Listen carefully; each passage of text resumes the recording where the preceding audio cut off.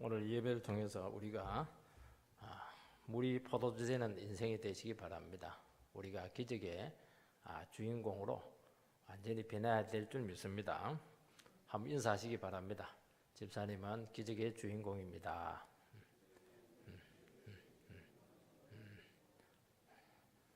소원대로 되시는 은혜가 되길 바랍니다. 영생이 무엇이냐? 사전적으로는 영원히 사는 게 영생입니다. 기독교에서는 수량적인 수명을 이야기하지 않습니다. 훨씬 더 질적입니다.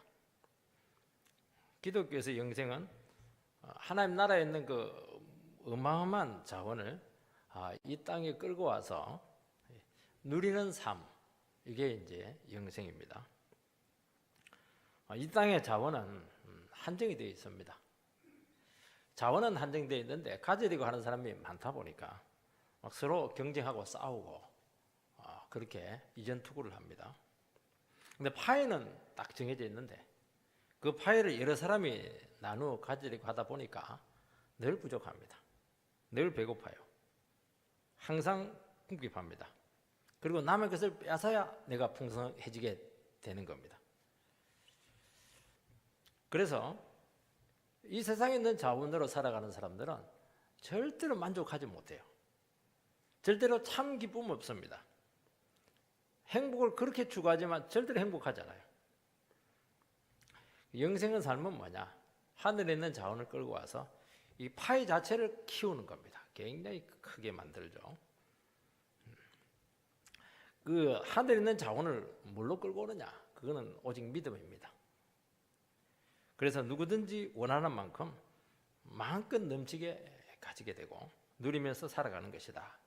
이것이 영생이고 이것이 구원이고 이것이 천국 백성들이 누리는 삶이다. 이렇게 하면은 우리가 신앙이 무엇인가에 대한 개념이 완전히 달라지게 됩니다.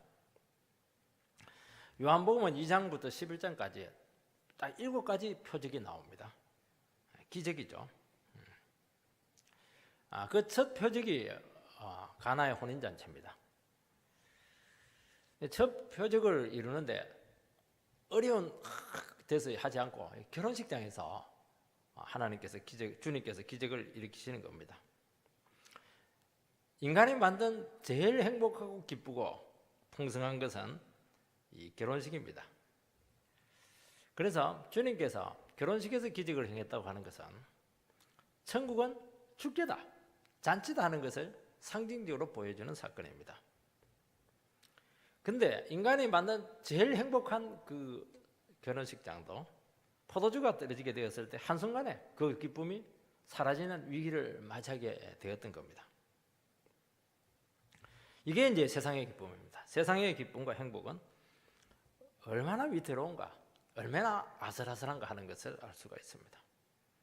그렇게 기쁘다가도 별게도 아닌 것으로 그냥 완전히 초상집 분위기가 될 수 있는 겁니다. 주님께서는 그곳에 기적을 행하셔서 물로 포도주를 만드셔서 계속 참된 풍성함, 참된 기쁨이 넘치게 했습니다. 그래서 예수님께서는 참된 행복, 참된 풍성함은 나를 통해서만 올 수 있다 하는 것을 이 사건을 통해서 허락하신 것입니다. 그 기쁨과 지속적인 행복과 풍성함을 누릴 수 있는 비결은 딱 하나입니다. 예수를 하나님의 아들로 믿는 겁니다. 그리고 예수를 내 인생의 주인으로 받아들이고 끝까지 그분을 의지하는 겁니다. 마리아가 주님을 믿었죠. 그리고 하인들이 주님을 믿었습니다. 그 믿음의 사람들에 의해서 완전히 파장이 될 수밖에 없는 잔치가 더 풍성한 최고로 멋진 결혼식으로 탈바꿈을 하게 되었던 것입니다.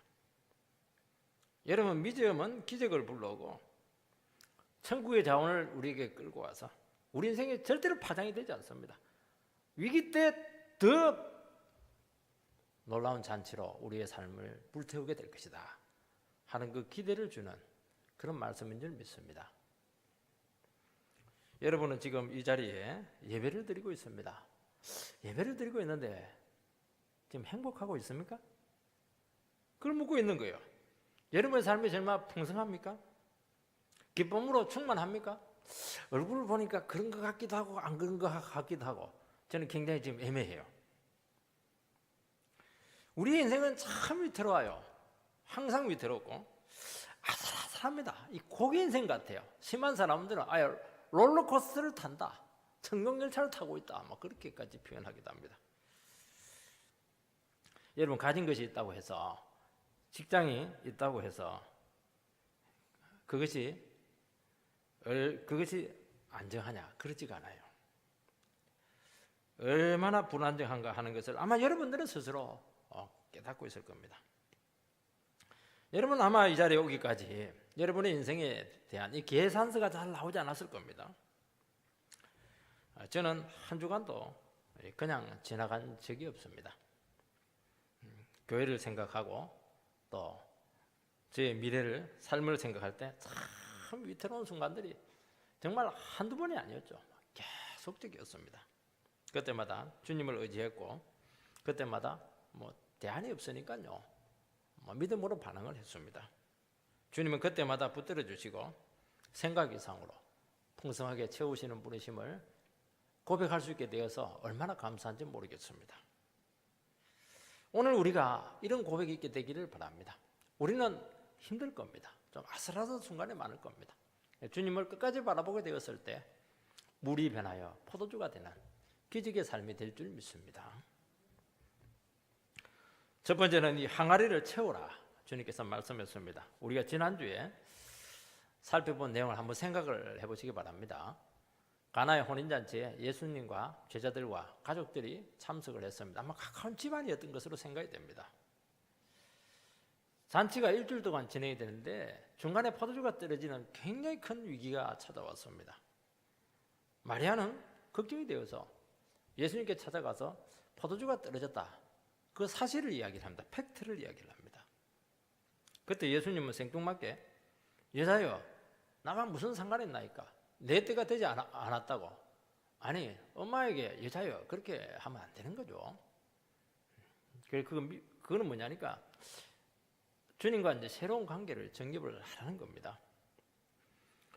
마리아는 자존심이 상할 수 있었는데도 불구하고 그것을 믿음으로 받아들입니다. 그래서 어떻게 하냐니까 하인들에게 와서 내 아들이 어떻게 하든지, 예수님께서 어떻게 하든지 너희들은 그분이 하시는 말씀을 그대로 순종해라. 이것이 비결이었습니다. 6절 7절 말씀을 읽어보면 거기에 유대인의 정결 예식을 따라 두세 통 되는 돌 항아리 6이 놓였는지라 예수께서 그들에게 이르시되 항아리에 물을 채우라 하신즉 아기까지 채우니. 마리아의 소원과 믿음대로 예수님은 포도주 사건에 개입하셨습니다. 여러분, 예수님을 끌어들이는 방법은 믿음입니다. 믿음으로 나가면 예수님도 우리의 모든 삶에 개입을 하셔서 그게 내 일이 아니고 하나님의 일이 되게 한다고 아마 여러분들은 들었을 겁니다. 예수님께서는 6개, 두세 통 물통이 된, 두세 통이니까 굉장히 큰 항아리입니다.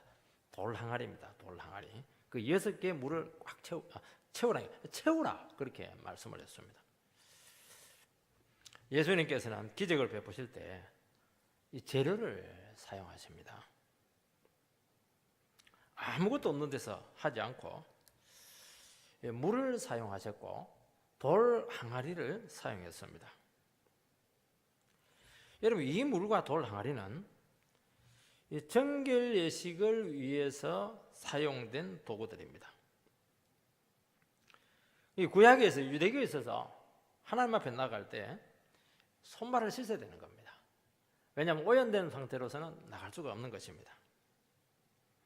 물과 이 돌 항아리는 어떤 믿음을 불러일으키는 그런 재료들이었습니다. 여러분, 오병이의 기적에서 예수님께서는 그 많은 5,000명이나 되는 무리를 먹이실 때 어린아이에 보리떡 5개와 물고기 2마리를 사용하시고 기도하셔서 기적으로 사용했다는 것을 기억해야 됩니다. 많은 어른들이 도시락에 있었지만은 그 사람들은 자기만을 위해서 숨겨놨습니다. 그런데 이 어린아이는 예수님의 설교를 듣고 은혜를 받았어요. 그래서 계산하지 않고 그게 무슨 도움이 되겠습니까? 도시락 하나인데 자기 하나 먹으면 되는데도 불구하고 내놓으라 이렇게 하니까 아낌없이 주님 앞에 내놓게 되었고 예수님께서는 그걸 가지고 기도해서 기적을 일으켰던 것입니다. 구약에 엘리야가 가난한 과부의 도움을 받고 있습니다. 그때 어떻게 하냐니까 그 과부가 사렙다 과부인데 한 움큼의 가루가 있었습니다. 그리고 마지막 병에 조금 남아있는 기름이 있었습니다. 그리고 나무를 가지고 떡을 해서 마지막 먹고 아들하고 죽으려고 하는 겁니다. 너무 가난해가지고 너무 기근이 심했기 때문입니다. 엘리야는 그 떡 마지막 해먹고 죽으려고 하는데 찾아가가지고 그거 나한테 주라 그렇게 하는 겁니다. 우리 같으면 어떻게 하겠습니까? 뭐 이런 남자가 다 있나? 아는 사람도 아닌데요. 어떻게 이럴 수 있냐? 뭐가 어쩌고 어쩌고 이러면서 막 그냥 성질 부리고 이렇게 할 텐데 그렇게 하지 않고 믿음으로 드립니다. 그때 어떻게 합니까? 기름병에 계속 기름이 떨어지지 않았고 가루가 계속 흘러넘쳤던 것을 알게 되는 겁니다. 하나님께서 또 주님께서 우리에게 기적의 삶을 일으킬 때는 아무것도 없는 데서 하지 않고 믿음의 재료를 쓰신다는 것을 기억을 하시기 바랍니다. 아무리 작아도 내가 믿음으로 반응하고 그걸 믿음으로 드리게 되었을 때 그것을 반드시 기억해서 그 재료를 써서 기적을 베푸신다는 것을 믿으시기 바랍니다. 많은 것을 요구하지 않습니다. 나의 그 현재 처지에서 나의 그 상황에서 아무리 절박하고 힘들지라도 하나님께서 주님께서는 우리에게 그 믿음의 요소를 요구하고 있다는 겁니다. 그 믿음을 드리게 되었을 때 그것을 통해서 우리의 인생은 달라진다는 것을 반드시 기억을 하시기 바랍니다. 저는 설교를 준비하고 또 설교의 재료 중에 많은 부분들이 성도들에게 들었던 그 믿음의 고백들, 믿음의 삶을 그렇게 사용합니다. 제가 주님께 드린 믿음의 헌신과 그런 신앙 고백들을 쓸 때가 참 많습니다. 그때는 반드시 은혜가 나타나고 변화가 일어나는 것을 저는 경험을 많이 했습니다. 여러분 산상설교에서 7장에 보면 어떤 내용이 나오냐면 하나님 백성들에게 있는 아주 근본적인 문제, 먹고 사는 문제로 염려하고 걱정하는 자녀들에게 두 가지 재료를 사용하십니다. 하나는 뭐냐니까 공중에 나는 새를 보라. 또 하나는 들에 핀 백합화를 봐라. 이 두 가지를 가지고 그들의 인생의 고민들, 먹고 사는 그 아주 중요한 이 문제, 근심, 걱정들을 이것을 헤쳐나가는 그 위대한 기적의 삶을 그들에게 가르쳐주고 있는 겁니다. 공중에 날아다니는 새, 그냥 둥기에 있는 게 아니에요. 지금 날아다니고 열심히 먹이를 찾고 있습니다. 공중에 날아다니는 새도 먹이시는데 자녀들을 굶기겠느냐가 한번 생각을 해보라는 겁니다. 생각을. 새를 통해서 생각을 해보라는 겁니다. 능평교에 새들이 굉장히 많아요. 그 새를 보면서 새구이 해먹을까? 그 생각하지 말고 하나님께서는 뭐 큰 새, 작은 새, 뭐 굴뚝새 다 있는데 그 엄청 우리는 안 보여요. 뭐 음식이 안 보이는데 하나님은 전부 다 먹인다는 겁니다. 너희들을 굶기겠는가? 너희들 한번 생각을 해보라는 겁니다. 이 말씀을 하시는 이유는 우리가 먹고 사는 문제에 매이게 되면은 영혼의 자유를 다 잃어버리게 되기 때문입니다. 하나님이 주신 사명자의 삶을 우리는 살 수가 없습니다.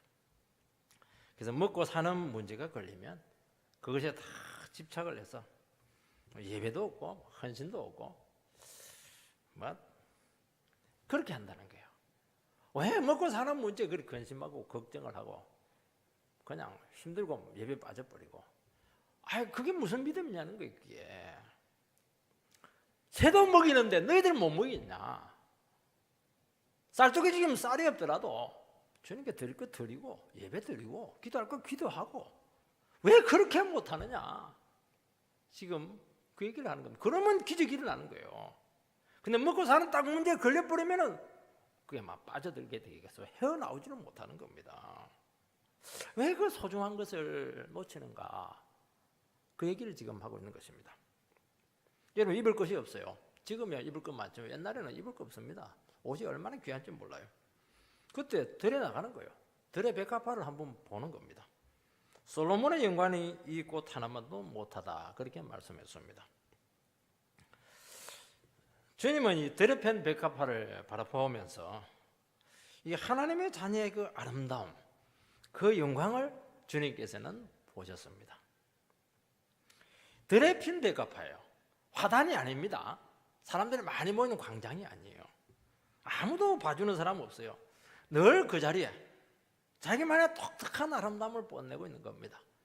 본인은 굉장히 행복해요. 그거. 여러분, 이게 하나님의 자녀의 모습이 아니냐는 거예요. 들에 핀 백합화죠. 우리는 솔로몬의 영광을 취하죠. 그거는 진부한 겁니다. 오래 못 가요. 그거는 썩은 냄새 날 가능성이 굉장히 많아요. 권력이 들어가고 돈이 들어가기 때문입니다. 여러분, 하나님의 자녀가 먹고 사는 문제로, 이 입는 문제로 걱정하게 될 때 이 자녀로서 가져야 될 이 아름다움, 자기만의 그 고유한 아름다움, 자기만이 풍길 수 있는 그 향기를 전부 다 잃어버리게 된다는 겁니다. 왜 그렇게 하냐는 거예요. 옷이 그게 뭔데? 하나님 앞에서 자기 자신이 얼마나 존귀한 존재냐, 그것을 잃는다는 겁니다. 내 안에 아름다운 게 얼마나 많은데, 얼마나 행복할 수 있는데, 그 작은 것을 가지고 너무 많은 것을 다 사장시키는 것은, 이것은 믿음이 아니라는 겁니다. 그러니까 기적이 일어나지 않는다는 겁니다. 항아리에 물을 채워라, 그렇게 말씀했습니다. 하인들이 아구까지 채웠습니다. 주님은 그냥 채우라고 했습니다. 그런데 하인들은 경상도식으로 말하면 이빨 채웠어요. 이빨 꽉 채웠습니다. 믿음이 굉장히 충만합니다. 채우라 이렇게 하면 뭐 적당히 채울 수 있습니다. 여러분들 무슨 어떤 분들 뭘 할 때 보면 적당히 합니다. 적당히. 그러니까 결과도 적당해요. 기적도 막 그냥 적당합니다. 어떤 분들은 하는 척 하다가 안 합니다. 아무 일도 일어나지 않습니다. 어떤 분은 아구까지 탁 채웁니다. 아구까지 넘치도록 풍성한 기적으로 응답할 겁니다. 신뢰하는 마음, 따뜻한 마음, 인정하는 마음, 긍정하는 마음, 거기에 주님께서는 반드시 기름을 부으시는 겁니다. 그게 너무 비판적인 게 좋지가 않아요. 너무 따지고 이렇게 하는 게 좋지가 않아요. 그 다 자기에게 다 돌아오는 겁니다. 거기서 무슨 풍성함이 있겠습니까? 안 돼도 되게 하고 하나하나면 2개 해주고 이렇게 해야 기적이 나타나고 거기에 주님께서 기름을 부으시는 겁니다. 될 것도 안 되게 하고 이렇게 하는 사람이 어떻게 주님 앞에서 그게 복이 될 수가 있겠습니까? 벌써 이 마음이 틀린 거예요, 이게. 믿음의 세계는요, 심은 대로 거두게 되어 있습니다. 심은 대로 거두는 게 아니에요. 믿음으로 심으면요, 반드시 알파가 있습니다. 애매한 믿음은 결과도 늘 애매합니다, 이게. 이 주님이 하신 것도 같기도 하고, 주님이 안 한 것 같기도 하고, 내가 한 것 같기도 하고, 늘 모든 게 애매해요. 그게 고백이 없어요. 아, 주님이 어떻게 했습니까? 이러니까 뭐 주님이 한 건지 지가 한 건지 몰라요. 은혜가 없습니다. 사람이 은혜가 없어요. 신앙생활을 하긴 하는데 믿는 것도 아니고 안 믿는 것도 아니고 그렇게 합니다. 교회 오는 것도 아니고 안 오는 것도 아니고 그렇게 하는 겁니다. 그러니까 신앙이 늘 그 자리에 있는 겁니다. 여러분, 신앙은 처음부터 분명해야 됩니다. 확실한 믿음은 주님이 확실하게 역사를 해주십니다. 그래서 먼저 된 자가 나중이 되고 나중 된 자가 먼저 되는 겁니다. 여러분, 믿음의 세계는요, 순위가 한순간에 바뀝니다. 뜨뜻미지근하고 이러면 한순간에 축복의 자리에서 끝자리로 탁 밀려버립니다. 아우, 냉정합니다, 이게. 근데 아무것도 없지만은 내가 제대로 믿음 생활을 해야지. 자기도 모르는 사이에 딱 앞자리에 가 있는 겁니다. 이거는 순위는 하나님이 정하는 겁니다. 두 번째는 연회장에게 갖다 주라, 그렇게 지시를 합니다. 8절 말씀을 읽어보면 이제는 떠서 연회장에게 갖다 주라 하시며 갖다 주었더니 두 번째 명령은 순종하기가 더 어려웠습니다. 항아리에 물을 채우는 것은 자기가 하면 되는 겁니다. 근데 물을 떠서 연회장에게 갖다 주러 가는 것은 이건 좀 더 곤란해요. 왜냐하니까 그 물을 받는 상대가 있기 때문입니다. 그러니까 이게 굉장히 황당한 지시사항입니다. 그래서 하인들은 예수님의 말을 듣게 되었을 때 이거 갖다 줘야 될지 주지 말아야 될지 굉장히 그 갈등이 생겼습니다. 그리고 이 돌 항아리에 있는 이 물은, 돌 항아리가 뭐냐니까 정결 예식을 위해서 쓰이는 것이니까 우리식으로 말하면 손 씻는 겁니다. 발 닦는 겁니다. 불결한 거 이게. 아니 그렇게 깨끗한 물이 있는데도 불구하고 하필이면 그 물을 갖다 달라가 가져가라고 그렇게 말씀하냐는 겁니다. 그러니까 순종하기가 참 어려운 지시였습니다. 여러분, 하나님께서 무슨 일을 우리에게 시킬 때 절대 따지지 마시고 그냥 순종하시기 바랍니다. 하나를 하라 그렇게 하면 어떻게 하라고 했죠? 하나 더 하셔요. 하나 더 하시기 바랍니다. 어떤 분은 반드시 해야 돼요. 자기가 해야 될 수밖에 없는 건데도 불구하고 정말 마지 못해서 하시는 분들이 있어요. 밀리다가 마지 못해서 합니다. 부하는 실컷 먹이고 막 애 다 먹이고 나서요. 마치 내가 해주지 않으면 안 되는 듯이 그렇게 하고 그렇게 하는데 사람이 한 번 시키고 나서 그 다음부터 안 시키거든요. 주님도 마찬가지예요. 주님도 그 사람 안 씁니다. 그게 문제라는 거예요. 좀 흡족하게 좀 해주면 안 되냐? 좀 시원하게 해줄 수 없냐? 왜 이렇게 생각이 많냐? 왜 이렇게 계산이 많냐? 그게 무슨 믿음이냐? 하는 겁니다. 너무 따지고 토를 달고 앞뒤 다 재고 말이죠. 그렇게 하니까 이 세상이 그렇게 각박해요. 살아가는 게 이렇게 살벌합니다. 빡빡합니다. 교회도 그렇게 해야 되겠냐는 거예요. 교회는 넘쳐야죠. 그냥 믿어주는 것이고 뭐 안 돼도 되게 하는 게 이 교회지 않습니까? 될 것도 안 돼요. 이게 될 것도. 믿고 하면 될 텐데 굳이 믿지 않고 의심합니다. 아무것도 되는 일이 없을 겁니다. 저는 정말 믿음 있는 바보들이 너무 많아져야 된다고 저는 정말로 진실로 믿는 사람입니다. 믿음은 없고 너무 똑똑한 게 문제예요. 필요 없어요, 그 사람들. 너무 계산하고 자기 이익 챙기고 손에 대면 막 빠져버리고. 그러면요, 주님은 더 계산에 밝은 분입니다. 그걸 여러분들이 잘 기억을 하셔야 됩니다. 우리 계산적으로 나가죠? 주님은 애누리도 없어요. 철저하게 계산합니다. 우리가 믿음으로 나가면요, 계산이 어디 있어요? 있는 축복 없는 줄 다 줘버립니다. 왜 이렇게 따지세요? 따질 사람한테 따져야지. 하나님 앞에서 따지셔야 되겠습니까? 이런 부모가 자식에게 계산적으로 해주고 이렇게 하면 너 오늘 아침 밥값 이거 3,000원이다. 내가 계산해 놓을게. 그거 밥 들어가겠어요? 그거? 비참한 거죠. 그것은 비참한 겁니다. 여러분, 인생의 결정적인 순간에는 전부 다 믿음의 영역입니다. 이성이 필요해요. 상식이 필요해요. 과학적인 지식이 필요해요. 그거 무시하라는 게 절대로 아닙니다.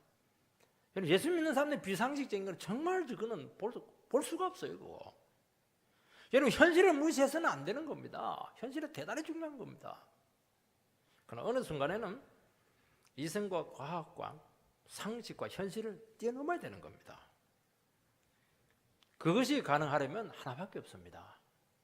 이 말씀을 하신 분이 누구냐 하는 그 질문에서 시작이 될 수밖에 없는 겁니다. 이분은 하나님이시고 이분은 하나님의 아들이시다. 없는 것도 있게 하고 무에서 유를 창조하시는 분이시고 한 번 말씀하시면 끝까지 지키시고 이루시는 분이시다. 그거 외에는 우리를 보증해 줄 수 있는 게 없는 거예요. 그 믿음의 영역이에요. 그거는. 여러분, 이 세상 속에서도 우리가 눈에 보이는 자연, 이성, 이 영역만 있는 게 아닙니다. 이 세상도 그래요. 어떤 사람들은 그래요. 이 세상에서 일어나는 모든 일은 보이지 않는 어떤 누군가의 손에 의해서 지금 움직이고 있다는 겁니다. 중요한 것은 거기서 결정이 난다고. 안 믿는 사람들도 하늘에서 뭐가 이루어진다고 다 그렇게 이야기하고 있습니다. 우리 머리에서 나오는 게 아니에요.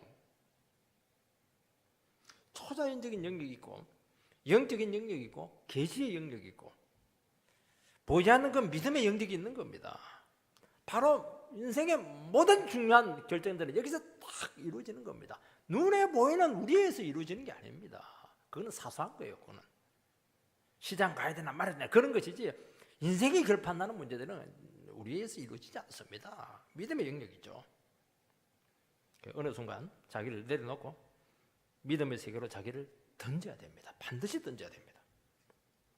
여러분, 결혼이 뭡니까? 결혼 언약이죠. 계약이니까 따져야 돼요. 뭐 연봉 얼마고 키 얼마고 뭐 따지세요. 외모도 좀 따지시기 바랍니다. 그러나 결정적인 순간에는 그걸로 계산이 안 나와요. 절대로 안 나와요. 상대방을 믿고 자기 자신을 던져야 됩니다. 그놈의 인간, 어떤 인간인데 내가 그 인간을 믿을 수가 있습니까? 믿을 수가 있어요. 어떻게 믿습니까? 하나님께 물어보는 거예요. 하나님, 저 사람 나한테 준 사람 맞아요? 믿음이 딱 생기면 결단이 가능한 겁니다.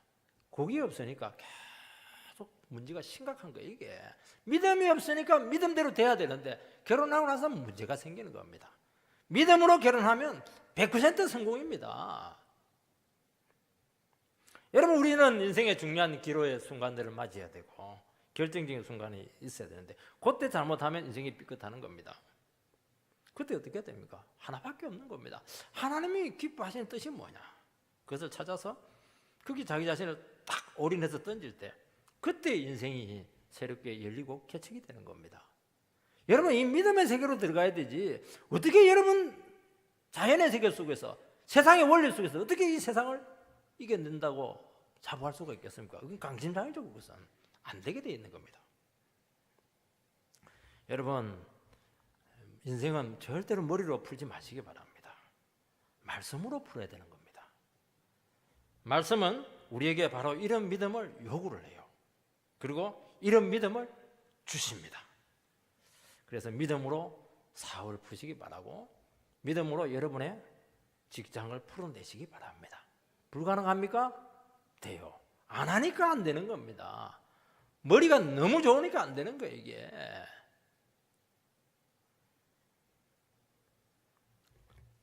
아무리 사장님 분석해봐도 되지를 않아요. 하나님께 매달려야 되는 겁니다. 믿음이 모든 것을 다 이기는 겁니다. 주님은 두려워하지 마라. 내가 세상을 이기었노라. 우리에게 그렇게 두려워하는 제자들에게 과감하게 선포해 주셨습니다. 믿음은 도덕도 이깁니다. 법도 이깁니다. 간섭도 이깁니다. 인간의 지혜도 다 이기는 겁니다. 학문도 이기는 겁니다. 전문가 다 이깁니다. 여러분, 교회를 믿으시기 바랍니다. 목사를 믿으시기 바랍니다. 여러분 자신을 위해서 믿으시기 바랍니다. 여러분 주위에 있는 그 성도님들 문제가 있지만 믿으시기 바랍니다. 믿었다가 상처 엄청 받았는데요, 상처 받으면 주님께서 치료해 주시고 더 큰 복으로 채우실 줄 믿습니다. 믿는 자에게 복이 있을지어다. 그런 선포가 우리에게 아멘으로 응답되기를 바랍니다. 주님의 지시에 불순종하려고 하면은 이유가 참 많습니다. 아니, 그 많은 분들 중에서 왜 이렇게 더러운 물을 쓰십니까? 연회장이 만약 이 사실을 알면 가만두겠습니까? 난리 나지 않겠습니까? 아니, 물이 포도주로 되는 거, 이거는 화학적으로 아무리 계산해도 이게 공식에 맞지는 않는데요. 뭐 별별 이유를 다 들이댈 수가 있을 겁니다. 여러분, 신앙의 세계는 단순해야 돼요. 그리고 좀 우직해야 됩니다. 말씀 붙들고 그냥 믿음으로 나가보는 겁니다. 나가면 돼요. 안 나가는 겁니다. 주님이 기뻐하신다 그렇게 하면 그냥 생각하지 말고 해버리세요. 안 된다 하지 말고 기도하고 순종을 한번 해보시기 바랍니다. 다 될 줄 믿습니다. 안 하니까 안 되는 거예요. 세 번째는 믿음은 반드시 역사합니다. 9절 10절 말씀을 보면 연회장은 물어든 포도주를 맛보고도 어디서 났는지 알지 못하되 물두은 하인들은 알더라. 연회장이 신랑을 불러 말하되 사람마다 먼저 좋은 포도주를 내고 취한 후에 낮은 것을 내거늘 그들은 지금까지 좋은 포도주를 두었다 하니라. 기적은 믿고 순종하는 그때부터 이루어지기 시작합니다. 맹물이죠. 맹물은 맹물입니다. 그건 너무 단순하죠. 산은 산이요, 물은 물이요. 맹물이죠. 이런 믿음으로 순종으로 물을 떠서 갖다 줄 때 포도주까지도 맹물입니다. 연회장에 딱 그 물을 보는 순간, 물을 떠가지고 입에 마시는 그 순간 포도주입니다. 그래서 마지막 순간에 포도주로 나타나게 된다는 겁니다. 그래서 물을 떠서 가져가다가 맹물인 채로 연회장에게 줘야 되는 겁니다. 갖다 주었는데 맹물이면 개망신입니다. 그래서 마지막에 가장 믿음이 필요한 겁니다. 처음에는 가능해요. 마지막에 딱 줄 때 그때 믿음이 진짜 믿음입니다. 그래서 믿음은 마지막까지 가봐야 되는 겁니다. 중간에 포기하면 아무것도 아니에요. 그거. 중간에 뭐 갈등이 생기고 중간에 뭐 돌아온다든지 그냥 물을 쏟아버리다든지 그러면 아무것도 아니에요. 그거는.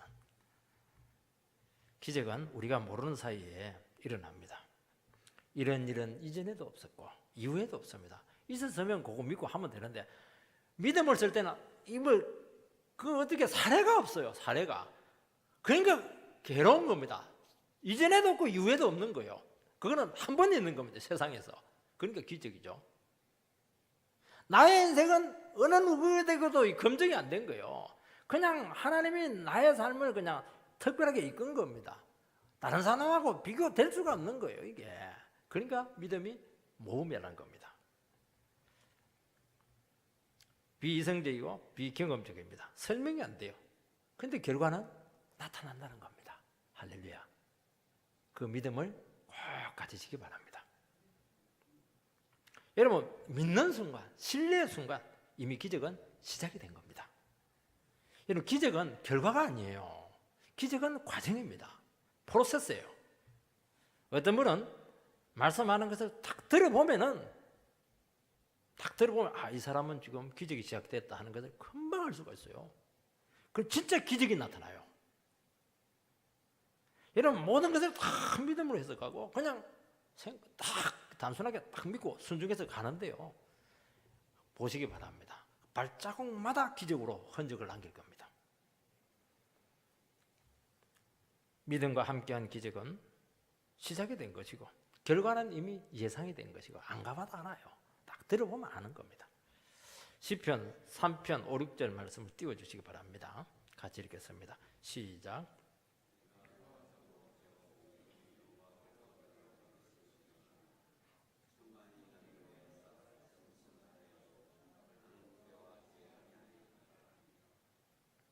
다윗이 아들 압살롬에게 나라를 뺏기고 쫓겨 다 다녔습니다. 얼마나 부끄러워요. 아들한테 나라 뺏겼습니다. 그리고 전부 다 압살롬 편에 다 붙었어요. 정말 궁색합니다. 이제 다윗 끝났어요. 다윗 인생 끝났다. 그런데 오늘 말씀해 보니까 패력에 자요. 이럴 때 하면 안 되죠. 기도를 하든지 밤새도록 고민해야죠. 여러분, 가장 절박한 인생의 위기의 순간에서 잠을 잘 수 있는 게 믿음일까요? 믿음이 아닐까요? 그게 믿음입니다. 우린 조금만 했으면 절대로 잠 못 자요. 자고 났는데 이미 이겼다는 것을 알았습니다. 하나님이 다 해놔버려요. 자고 났는데 다 해놔버렸어요. 정리 다 해놨습니다. 주님이 이미 다 싸우고 있다는 것을 이미 막 딱 깨달았던 겁니다. 믿음으로 잤는데 거기서 이미 기적은 시작이 된 겁니다. 기적의 승리는 나타난 결과일 뿐이라는 겁니다. 자고 나니까 문제가 다 해결되었습니다. 여러분, 학생들 요 믿음 가지시기 바랍니다. 피곤하고 너무 힘들면 내일 시험이라도 그냥 주무세요. 그러면 화장실에 조금 쪽지로 봤는데 그거 다 나옵니다. 겁내지 마세요. 믿음으로 자뿌려. 근데 늘 공부도 안 하는 그런 애들은 이제 안 되지. 예배 드리고 이렇게 하다가 피곤해가지고 뭐 어떻게 하겠어요 이거. 주님 앞에 영광을 돌렸는데 시간은 없고 주님 뭐 알아서 하세요. 자겠습니다. 꿀잠 줄 거예요. 생각 싹 다 나게 할 겁니다. 걱정 마세요. 그 믿음 없어가지고 어떻게 우리가 그 청소년기 그냥 대학을 준비를 하겠습니까? 시험이 있다거나 막 벌벌 떨어가지고 꼼짝을 못해요. 잠도 못 자고. 그러니까 망치는 겁니다. 그게. 저는 시골 출신 아닙니까? 겨울 밤이 얼마나 길어요. 얼마나 춥고 얼마나 어둡습니까? 근데 잠은 굉장히 잘 와요. 아침에 자고 났는데 새벽에 보니까 막 세상이 막 새하얘. 얼마나 하얀지 눈이 다 내가 모르는 사이에 소리 없이 그냥 눈이 내려가지고 온 세상을 막 흰색으로 다 덮어놔 버렸네요. 참 하나님 그런 분이세요. 밤에 무슨 일이 날지 몰라요. 여러분 눈만 내린 줄 압니까? 이슬은 돼요. 새벽에 일어났는데 막 속 이슬이 내려가지고 온 세상을 적시는데 햇빛이 들어오면 막 영롱합니다. 이게 거기서 막 생명력이 막 살아나는 겁니다. 내가 자고 일어났는데 주님께서는 너무나 많은 일을 하신 것입니다. 여러분 주를 신뢰하는 자는 기적의 삶으로 역사할 겁니다. 죽은 자인데 살았습니다. 연약한 자인데 강한 자입니다. 바보인데 제일 똑똑한 사람입니다. 실패했는데 승리자입니다. 여러분 이런 삶이 돼야 되지 않겠습니까? 믿음은 우리의 미래를 기적으로 열게 합니다. 다시 한 번 더 우리 인사를 하겠습니다. 당신이 기적의 주인공입니다. 여러분 꼭 그렇게 되시기 바랍니다. 나이 같은 거, 이 나이에 뭐 실직이가 너무 그렇게 하지 마시기 바랍니다. 주님 직장 굉장히 많아요. 나이가 드니까 이 기억력이 이게 가물가물한데 이거 몸은 자꾸 약해지고 자신감도 없어지고 이렇게 하는데 너무 약한 마음 먹지 마시기 바랍니다. 주님은 우리를 사용하셔서 반드시 미래를 열어가실 것입니다. 마지막으로는 믿음으로 역사할 때 최고의 것이 된다는 겁니다. 연애자는 포도주를 딱 맛보고 극찬을 합니다. 처음에는 되게 좋은 포도주를 내지만 좀 잔치가 되고 이러면 사람들 술을 먹으니까 이 감각이 없어져요. 그래서 아무 포도주는 내놔도 돼요. 질 떨어지는 거. 그런데 너무 좋은 포도주입니다. 연회장은 술 전문가입니다. 딱 마셔보면 압니다. 최고급이에요.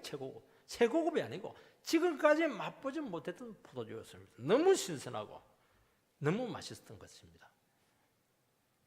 여러분 최고의 것은 이 세상에서 나오는 게 아닙니다. 최고의 것은 주님이 주시는 것입니다. 믿으시기 바랍니다. 이런 믿음으로 받은 것이 최고입니다. 하나님은 구하는 자녀에게 좋은 것 주신다고 분명히 말씀하셨습니다. 믿음으로 받은 배우자가 최고인 줄 믿으시기 바랍니다. 옆집 아줌마가 더 최고인 것 같은데요. 그거는 다 욕심이 씌어서 그래요. 주님이 준 그 사람이 최고입니다. 살아보시기 바랍니다. 기도로 받은 자식 사무엘 최고로 귀한 자식이지 않습니까? 믿음으로 얻은 직장을 뭐라고 합니까? 천직이다 그렇게 하지 않습니까? 믿음으로 열어간 인생은 소명입니다. 소명의 길이죠. 이게 하나님과 관계된 일을 하는 겁니다. 이게 믿음으로 열어간 인생이죠. 하나님은 이 세상에 없는 것을 우리에게 반드시 주십니다. 최고의 것을 준다는 겁니다. 주님이 주신 포도주는 이 세상에서 맛볼 수 없는 포도주였습니다. 주님이 주신 사람은 이 세상에서 구할 수 없는 사람인 줄 믿습니다. 우리가 이런 기대를 가지고 기도하시고 믿음 생활을 하시기 바랍니다.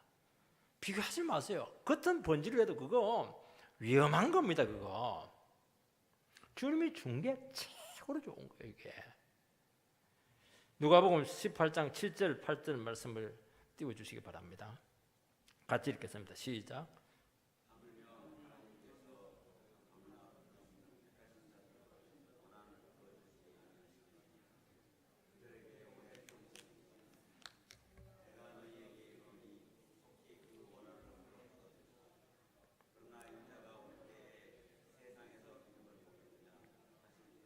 예수님의 탄식이 나오죠. 믿음의 사람은 참 마음에 원한이 많아요. 왜냐하니까 원수를 갚을 수가 없습니다. 그리고 세상에서 내 것을 내 스스로 챙길 수가 없습니다. 주님의 원수를 갚아줄 때까지 참아야 돼요. 주님이 길 열어줄 때까지 인도를 받아야 되는 겁니다. 주님이 축복 안 해주면 정말 거짓골 날 수밖에 없는 사람이 믿음의 사람입니다. 주위에 있는 사람들이 야, 너 믿음 그렇게 좋다고 하는데 네 꼴을 봐라. 그게 무슨 놈의 믿음이냐. 그렇게 하면 막 큰 낙심이 되는 겁니다. 취직도 못하는 주제에 시집도 못 가면서 뭐가 그 믿음 좋다고 그렇게 하냐. 그렇게 하면 뭐 10년 신앙생활한 거 싹 그냥 까먹어버리는 겁니다. 그러니까 부르짖지 않을 수가 없고 참 아픔이 많고 상처가 많고 원한이 생기는 거예요. 이게 주님은 걱정이 더 많습니다. 믿음으로 구하고 믿음으로 점점 살아가기가 어려운 세상이 되게 될 텐데 내가 다시 올 때 믿음을 보겠느냐. 주님이 이 정말 의심 섞인 이 정말 의문문의 질문을 던지고 있는 겁니다. 정말 이 어렵고 살아가기 힘든 이 각박한 세상 속에서 정말 주님을 기다리면서 믿음으로 구하는 사람이 정말 있겠는가? 이 질문을 하고 있는 거예요. 지금 다 타협하고 다 욕심대로 살고 자기가 다 챙겨버리고 우상 따라간다는 거죠. 주님께서 우리에게 이런 질문을 던지고 있습니다. 우리 대답해야 돼요. 주님, 저는 끝까지 믿음으로 살아가는 인생이 되겠습니다. 그렇게 반응하시기 바랍니다. 나는 있어요. 나는 그런 사람이 될 겁니다. 그 얘기를 하고 있는 겁니다. 여러분, 포도주는 세상의 기쁨과 행복을 상징합니다. 이 세상에 없는 풍성함을 누리는 삶인 것이죠. 기독교는 잔치의 종교입니다. 장례식장이 아니에요. 기독교를 우리는 엄숙하게 생각하고 근엄하고 반쯤 인상을 끈 정말 인상을 찌푸린 그런 종교로 생각을 하는데 그거는 기독교를 잘 몰라서 그렇게 하는 거예요. 이게 정말 자유의 종교고 해방의 종교고 축복의 종교입니다. 오늘도 아침에도 어느 성도님이 그 먼 길 오시는데 힘들지 않으세요? 무슨 힘들어요, 목사님. 놀러 와요. 예배 드리는데 놀러 와서야 되겠습니까? 근데 그게 아니에요. 옆에 있는 교회가 하니까 재미가 없어요. 그냥 멀리 오더라도 요거는 막 재미가 있어요. 교회는 재미가 있어야 돼요. 예배도 재미가 있고 막 교제도 재미가 있고 기뻐야 돼요. 풍성하고 넘치고 그거예요. 그거 축제의 종교요, 기쁨의 종교, 잔치의 종교입니다. 우리 교회는 늘 잔치하잖아요. 잔치를 자꾸 해야 되는 거예요. 이게 주님은 이런 인생을 우리에게 주시겠다는 겁니다. 하늘에 있는 자원은 무궁무진하기 때문이죠. 늘 이야기하지만 재벌의 아들은 지갑이 없습니다. 왜냐하면 자기가 계산할 필요가 없는 거예요. 아버지 주머니가 너무 크니까. 누리는 겁니다. 여러분, 두세 통 드는 돌 항아리, 그것도 6개예요. 엄청나게 많은 최고급 포도주가 그냥 꼬냑이 아닙니다. 한 병이 아니에요. 이게 무진장 흘러넘치도록 공급을 하신다는 겁니다. 세상의 기쁨과 행복이 아니에요.